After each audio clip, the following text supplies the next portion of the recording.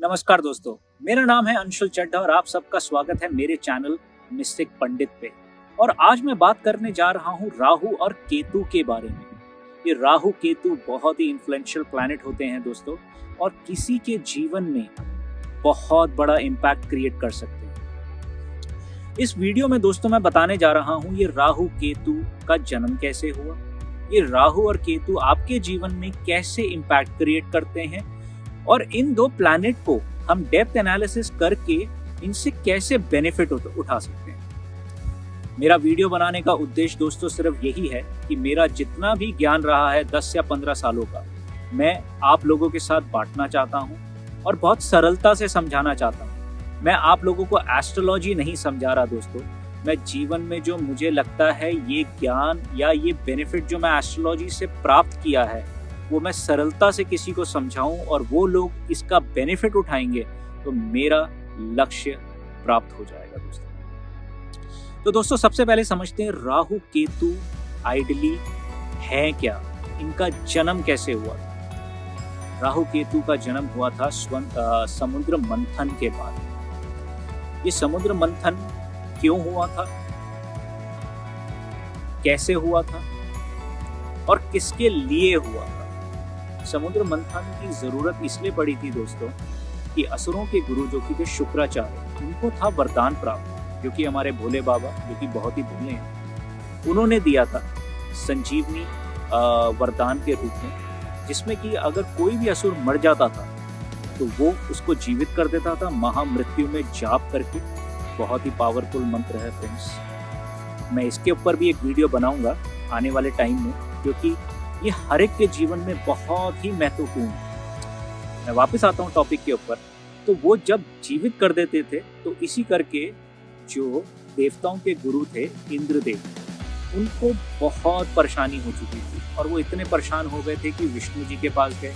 और विष्णु जी थे हमारे बहुत स्मार्ट, उन्होंने इनको रास्ता दिखाया समुद्र मंथन का, लेकिन बताया कि आपको असुरों का भी साथ देना पड़ेगा और बाकी सब चीज़ों का भी लेना पड़ेगा, जैसे कि पेरू पहाड़ का, नागराज का जिसपे वो विराजमान थे। तो उन्होंने एक तरीका समझाया कि आपने असुरों को उनका मुंह देना है नागराज का और अपने पास रखनी है टेल, जिससे कि वो बांध देंगे पेरू पहाड़ के ऊपर, और जब चर्निंग होएगी तो उसके नीचे से जब अमृत निकलेगा और वो अमृत आप लोग पी लेंगे, जितने भी देवता होंगे वो इमॉर्टल हो जाएंगे। इमॉर्टल का मतलब है दोस्तों कभी नहीं मरना। यही चीज इंद्रदेव ने शुक्राचार्य जी को समझाई। शुक्राचार्य जी ने ये चीज उनको बहुत तरीके से हाँ कर दी, क्योंकि उनका था इवल माइंड। उन्होंने कहा कि अगर जब अमृत निकलेगा तो क्या वो सिर्फ देवता ही पिएंगे, असुर भी तो पी सकते हैं। वो उनको बोला नहीं, लेकिन उन्होंने किया। अंत में जब समुद्र मंथन हुआ तो सबसे पहले निकला विष, जो कि कोई और ले नहीं सकता था, हमारे भोले बाबा ने पिया, तभी वो कहलाए नीलकंठ महाराज।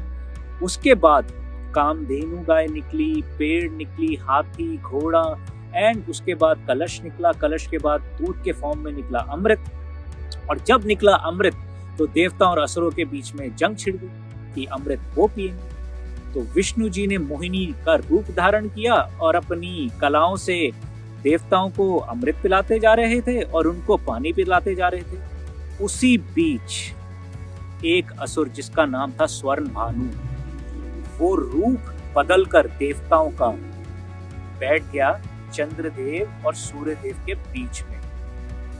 जैसे ही बारी आई स्वर्ण भानु, जो कि देवता का रूप पलट चुका था, उसके पीने की, तुरंत ही सूर्यदेव और चंद्रदेव महाराज चिल्ला उठे और कहा ये असुर हैं।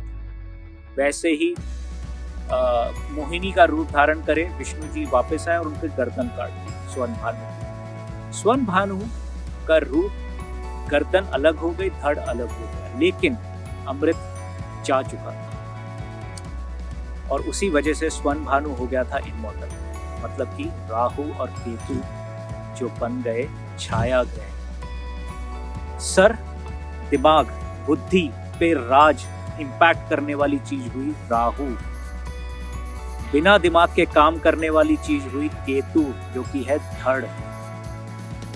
और ये किसी के इंसान पे बहुत इम्पैक्ट क्रिएट करते हैं। जितनी भी आप नेगेटिविटी सोच सकते हैं, जितने भी लोगों की डिप्रेशन, एंजाइटीज के इश्यूज क्रिएट कर सकते हैं, तो राहु के पास है वो पावर। राहु माया है दोस्तों, केतु मोक्ष प्लैनेट है। वो दिमाग नहीं चलाता, वो झटके से रिजल्ट देता है।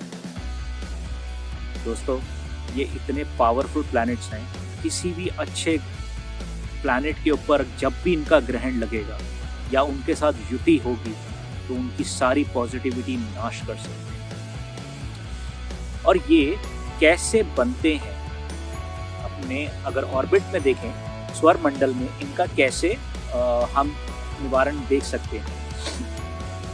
जब भी चंद्रमा साउथ से होते हुए नॉर्थ पे जाते हैं और जब छाया क्रिएट होती है उसको कहते हैं राहु, और जब भी चंद्रदेव महाराज नॉर्थ से साउथ में आते हैं और जो छाया क्रिएट होती है उसे कहते हैं केतु। और जब जब राहु की छाया आती है सूर्य देव महाराज पे, तब लगता है सूर्य ग्रहण। और जब जब राहु की छाया जाती है चंद्रदेव पे, तब लगता है चंद्र ग्रहण। तो सोचिए दोस्तों, कितना प्रभाव क्रिएट कर सकते हैं किसी भी कुंडली के ऊपर। तो फ्रेंड्स, ये है बहुत सरल तरीका राहु और केतु को समझने का। इनका बैकग्राउंड समझा, इनका नेचर समझा। राहु धीरे धीरे करके आपको चीजें देता है, चाहे तो वो सक्सेस हो सकता है या आपके अंदर एक नेगेटिविटी हो सकती है, एंजाइटी हो सकती है। केतु झटके से देता है। राहु सारी शक्तियों को खींचता है और दुनिया को फेंकता है धीरे धीरे करके।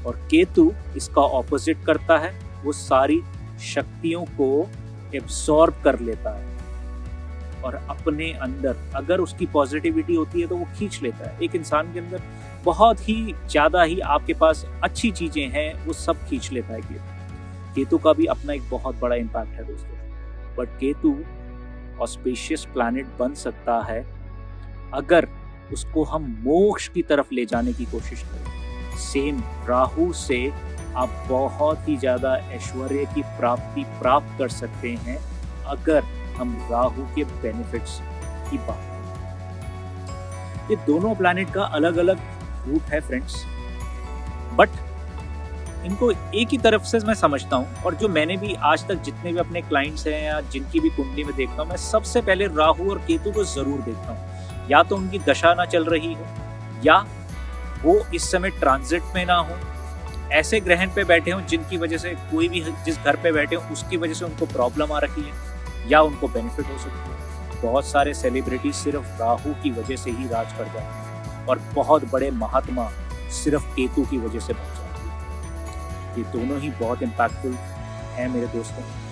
आप लोगों को मैं सिर्फ यही समझाऊंगा, इससे आप कैसे फ़ायदा उठा सकते हैं। अगर आपको लग रहा है आपकी लाइफ में बहुत डिप्रेशन, एंजाइटी इश्यूज बढ़ रहे हैं, तो राहु के उपाय करें। और राहु का उपाय सबसे बड़ा होता है, मंगलवार वाले दिन आपको मूली चढ़ानी है भोले बाबा को, ठीक है, मूली, ठीक है, और वो भी उसके पत्तों के साथ, ठीक है। और केतु का सबसे बड़ा इलाज है दोस्तों, किसी भी कुत्तों को, जितने भी आपके गली में कुत्ते हैं, उनको अगर आप रोटी खिलाते हैं, उनको फीड करते हैं, ये दो बहुत बेस्ट इलाज है इसके। और आपको 100% इससे बेनिफिट होगा।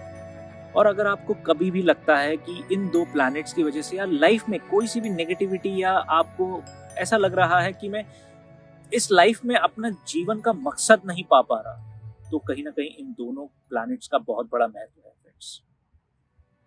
आप मुझे कमेंट कर सकते हैं, हो सकता होगा तो मैं आपके चार्ट में एनालिसिस करके आपको बता सकता हूं कि ये कितना इम्पैक्ट क्रिएट कर रहे हैं, या सिर्फ इन्हीं की वजह से है या बाकी प्लैनेट की वजह से है। तो दोस्तों, ये मैं आपको इस वीडियो के माध्यम से बताना चाहता था, राहु केतु क्या है, इनका इम्पैक्ट क्या है और ये कैसे ठीक किया जा सकता है। तो इस वीडियो से आप अपनी लाइफ में बेनिफिट उठाएं, और अगर आपकी लाइफ में पॉजिटिविटी आती है या आपको कोई बेनिफिट होता है, तो मेरा लक्ष्य सिद्ध है दोस्तों। धन्यवाद।